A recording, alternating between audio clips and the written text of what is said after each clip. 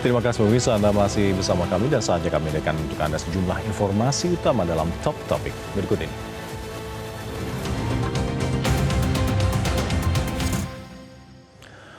Sejumlah lokasi di Aceh hingga kini masih terisolir akibat banjir bandang yang menerjang tiga pekan lalu. Fasilitas umum seperti jembatan hingga rumah warga masih banyak tertutup lumpur. Meski demikian, warga dan juga aparat setempat tidak lelah bergotong royong untuk memulihkan kembali khususnya akses jalan yang telah menjadi kendala warga Aceh untuk beraktivitas.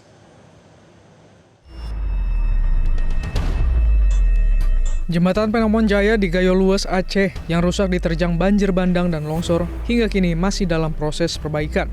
Sebelum perbaikan dilakukan, warga terpaksa menyeberangi sungai hanya dengan mengandalkan kabel seling. Warga dan aparat gabungan bergotong royong membuat sambungan jembatan yang kondisinya masih miring dan mengalami kerusakan cukup parah akibat banjir bandang.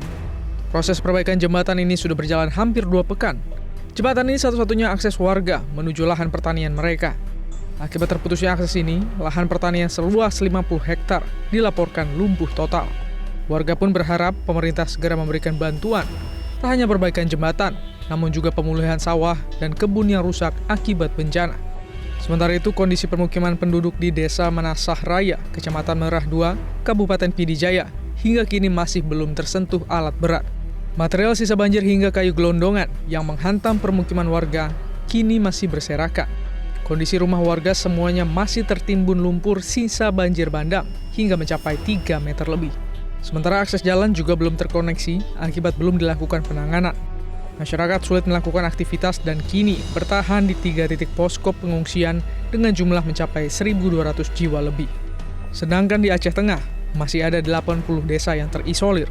Pembukaan akses terisolir sempat terkendala bahan bakar minyak yang tidak bisa dipasok melalui jalur darat. Pemkab Aceh Tengah bersama Dinas PUPR Aceh serta aparat TNI Polri terus melakukan upaya pembersihan material longsor untuk memulihkan akses jalan masyarakat. Sementara untuk kawasan terisolir tersebut, sejumlah helikopter masih terus melakukan dropping logistik lewat udara. Tim Liputan Metro TV. Pemirsa, ada 103 unit rumah hunian tetap yang dibangun untuk para warga terdampak banjir dan longsor di Kecamatan Adian Koting, Tapanuli Utara, Sumatera Utara. Hunian tetap ini pemirsa adalah sumbangan pribadi dari Menteri Perumahan Kawasan dan Pemukiman PKP Marwar Sirait.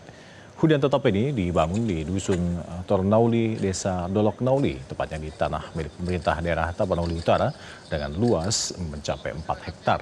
Tanah ini sebelumnya diperuntukkan sebagai tempat pembuangan akhir dan peletakan batu pertama maksudnya ini dari hunian tetap ini dihadiri langsung oleh Menteri PKP dan juga Mendagri Tito Karnavian. Rencananya tipe rumah yang dibangun adalah tipe 36 dengan fasilitas 2 kamar tidur dan 1 kamar mandi, fasilitas air minum, jalan dan juga jaringan listrik yang akan dibangun ke lokasi ini. Sertifikat tanah langsung akan diberikan kepada penerima dan pembangunan akan selesai pada 21 Maret 2026 nanti.